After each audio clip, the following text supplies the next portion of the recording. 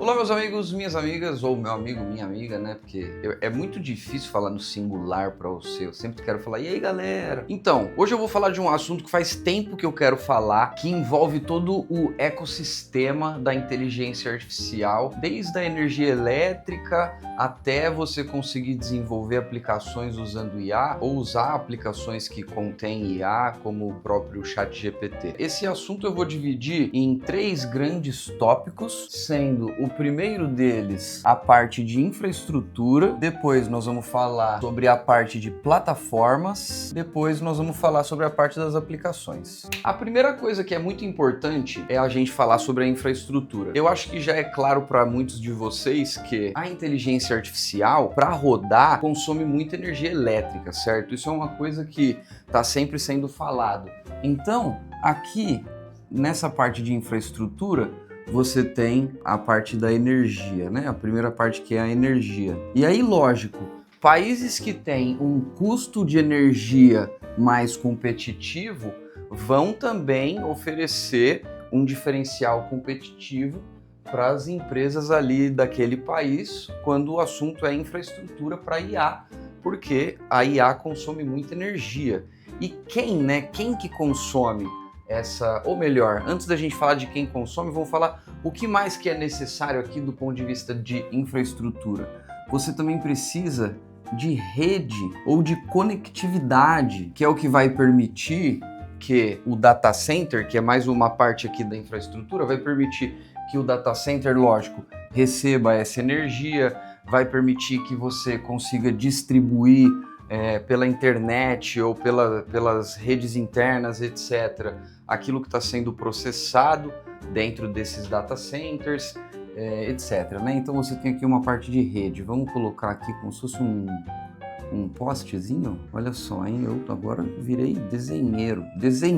Achei até bom. E aí, obviamente, para você produzir energia, para você criar essas redes, você tem ali uma parte de território, né? Que é onde você vai criar a sua infraestrutura de energia, sua infraestrutura de rede, é onde você vai criar a parte dos data centers, que nós vamos falar daqui a pouco, e etc. Além disso daqui, que é uma infraestrutura mais bruta, né, vamos dizer assim, que é a infraestrutura de território, rede, energia, etc. Uma coisa que é importante a gente pensar, conforme a gente vai avançando aqui também, já que a gente está falando também um pouco de negócio, certo?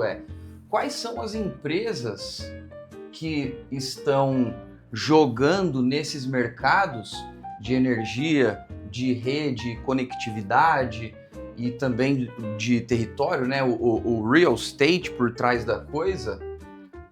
Além disso, você tem aqui as construtoras, né? Enfim, uma série, a parte financeira, uma série de players que estão permitindo que essa parte de infraestrutura seja materializada, certo? Na parte de rede e conectividade, a gente tem as empresas de telefonia, como Vivo, Claro, Oi, TIM, etc. De energia, a gente tem as distribuidoras locais, como CPFL, Enel, Electro, CEMIG, tem várias.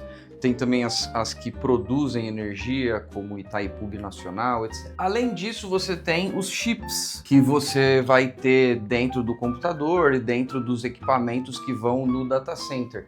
Essa parte aqui de chip é uma parte ultra complexa dessa infraestrutura e a gente não tem tantos players assim globalmente. A gente tem TSMC, a gente tem a Intel, que eu não tenho certeza absoluta se faz chip ou se ela só faz as placas, que é diferente. A gente tem a própria Nvidia aqui também, que vão criar os chips, os equipamentos que vão ali depois dentro dos data centers. Aí aqui, na parte de data center, a gente está vendo um movimento brutal, né, de investimento nos Estados Unidos, com alguns projetos como o Stargate, que está relacionado com a OpenAI, mas você tem também o próprio Google, Microsoft, Meta. Todas essas empresas também estão investindo bilhões e bilhões, algumas até trilhões, como o Stargate. É um projeto supostamente de 1,3 trilhões de dólares. só para construir data centers gigantes, brutais. A Oracle também está fortemente envolvida nesse processo. E aqui no Brasil a gente tem oportunidade de criar alguns data centers também. A própria NVIDIA, o Jensen Huang, já comunicou que quem fizer o pedido, ele entrega. Eu achava que isso daqui era um supply chain ultra complexo e difícil, mas aparentemente não tanto. E, enfim, o Brasil já tem alguns data centers, né? Tem a NTT Data, que tem data center ali em São Paulo, tem o da UOL também, o Audívio tem data center, então aqui a gente tem bastante oportunidade no Brasil também. Beleza, e com isso a gente conclui a parte de infraestrutura. Vocês veem que é bastante coisa, né? Você tem uma série de componentes necessários para você conseguir rodar, vamos dizer assim, a inteligência artificial, como o ChatGPT no nosso computador ou na internet. E aí agora vamos falar um pouco sobre as plataformas que vão trazer uma camada acima, quer dizer, isso daqui é a infraestrutura, certo? Agora a gente vai ver o que está rodando aqui nessas infraestruturas do ponto de vista de plataformas de inteligência artificial. O nosso segundo tópico, então, é a parte de plataformas que, como eu acabei de dizer, elas vão trazer uma camada a mais, e aí vocês vão ouvir aí alguns nomes mais conhecidos, né? Então, falando agora sobre as plataformas, a gente também vai ter três, vamos dizer assim, diferentes camadas, sendo a primeira delas a parte dos dados, né? Todo mundo sabe, ou deveria saber, que a inteligência artificial ela é baseada num volume brutal de dados. Os Large Language Models, eles só são large por conta do volume de dados e de parâmetros que você precisa para criar esses modelos. Então, os dados são uma parte importante das plataformas de inteligência artificial.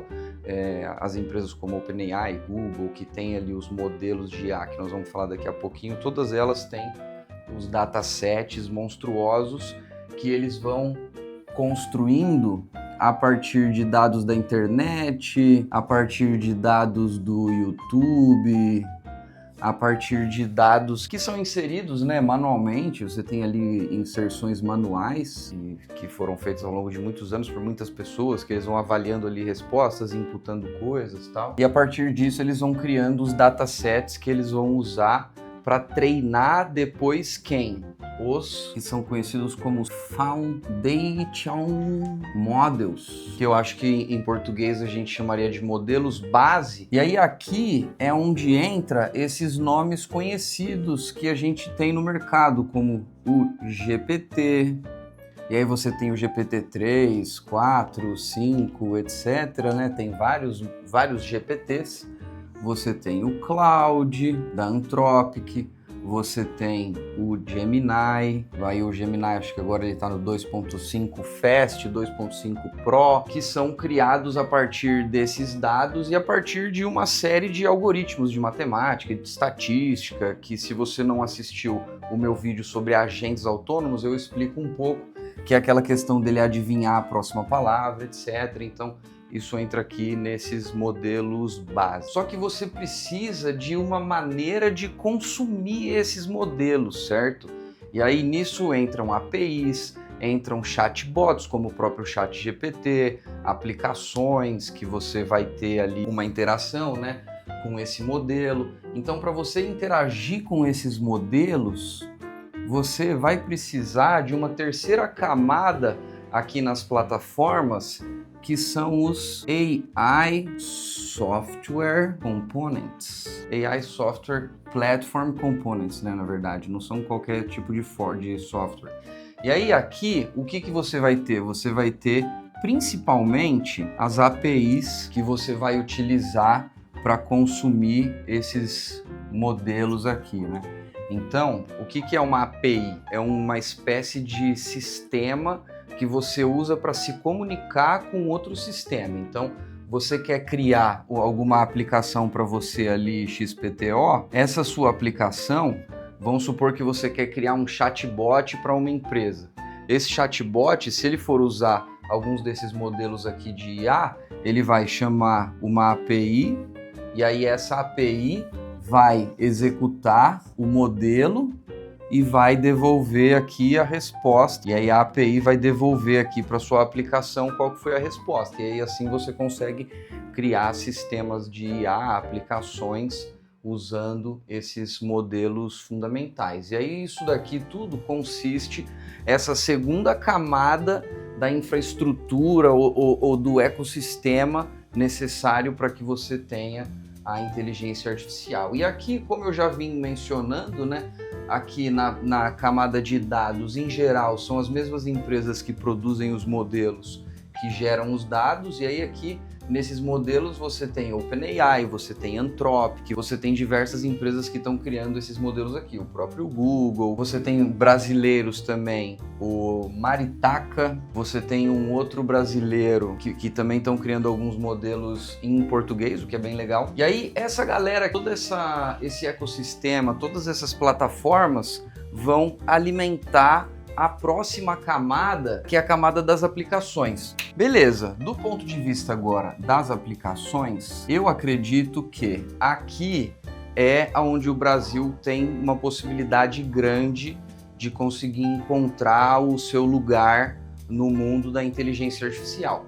Do ponto de vista da infraestrutura, lógico, aquilo que for infraestrutura aqui nacional, você vai ter, existem já data centers aqui no Brasil, energia, tudo isso vai continuar acontecendo, vai continuar crescendo, esse mercado continua sendo um grande mercado aqui no Brasil. Agora, da parte de produção de chip é um pouco mais complicado, a criação dos modelos base aqui no Brasil é um pouco mais complicado, porque você precisa de muito investimento, você precisa de muito desenvolvimento científico. Então, isso eu acho que o Brasil pode sofrer um pouco para competir, né, com esses outros players, mas nas aplicações eu acho que a gente tem bastante potencial, porque aqui a gente tem uma barreira de entrada menor, depende majoritariamente da nossa criatividade, o brasileiro é um povo muito criativo, e da nossa capacidade de escrever código, e o brasileiro é bom de escrever código. Agora, com a inteligência artificial, o custo para você escrever código está diminuindo muito, então a gente consegue desenvolver muita aplicação com inteligência artificial, e aí a gente fala principalmente de dois tipos de aplicação, né? Você tem AI Empowered Devices, e aí isso você pode... AI Empowered? Não, AI Powered Devices. E aí você pode pensar, até a OpenAI está desenvolvendo, né, um hardware que parece tipo uma bolachinha que você conversa e leva por aí e tal. Ou então você pode ter uma câmera que já tem inteligência artificial embutida, que usa algum modelo base local para identificar movimento, identificar pessoa, objeto, etc, etc. Qualquer tipo de equipamento, de hardware, de sistema, qualquer coisa que você segura, que tem uma IA rodando ali, você pode colocar nessa categoria. Os equipamentos com IA embarcada entra aqui, e você tem também as aplicações mesmo, que são os AI Infused Software Application. E aí, o nome nem é um nome na verdade, né? A gente tenta criar alguns termos para poder separar as coisas. Isso daqui, essa quebra aqui, inclusive, eu tô pegando como base um artigo do Brad Smith, que é um cara do conselho da Microsoft, que publicou um artigo falando como que ele acha que os Estados Unidos podem vencer a corrida da IA. Eu li esse artigo e adaptei ali mais ou menos para a nossa realidade aqui, e ele quebra desse jeito. Eu estou quebrando bem do jeito que ele quebrou, que eu acho que é bem razoável. Aqui nessa parte de software, a gente vai ter muitas opções, né? A gente tem chatbots, a gente tem os agentes. O que dá para fazer com agente é uma infinidade de coisas. Eu mostrei também isso no outro vídeo que eu mencionei agora há pouco. Você consegue fazer visão computacional, né, em qualquer tipo de sistema que precise usar uma câmera, enxergar ali o que está acontecendo. Você pode ter automações industriais. Eu estava pensando em suporte, né? Agora eu já estou pensando em alguns casos de uso, né? Coisas que você pode automatizar usando aplicações de inteligência artificial. Mas aqui eu acho que é um ambiente que o Brasil pode ter muita prosperidade, porque o Brasil é um povo criativo, o brasileiro é um povo criativo, a gente é bastante bem capacitado quando o assunto é desenvolvimento de software. de hardware também, mas muito de software, que é uma coisa que eu vivo mais no meu dia a dia, então eu vejo. E você tem uma barreira de entrada muito menor. Então, se você tem interesse em desenvolver esse tipo de sistema, eu tenho interesse em conhecer você, a gente trocar uma ideia, ver o que você pensa em desenvolver e a gente chegar em alguns produtos legais que vão permitir que o Brasil também tenha um lugar nessa guerra, porque nós estamos aqui, certo? Nós estamos unidos, então vamos para as cabeças. Eu espero que você tenha gostado desse vídeo, que você tenha aprendido aqui sobre esse universo da IA do ponto de vista um pouco mais amplo. Talvez isso não seja exatamente muito prático para o dia a dia do desenvolvimento dos produtos e tal, mas eu acho que é importante a gente ter uma visão sobre isso daqui e também como é que a gente pode talvez cobrar os nossos governantes a ter uma estratégia para posicionar o Brasil nesse ecossistema da tecnologia, nessas cadeias de valor tecnológicas globais, porque se a gente não se posicionar bem nisso daqui, a gente vai ser posicionado pelos outros e obviamente a gente não vai conseguir cumprir com o nosso propósito como país. Então, espero que você tenha gostado. Eu vejo você no próximo vídeo. Um abraço, até mais!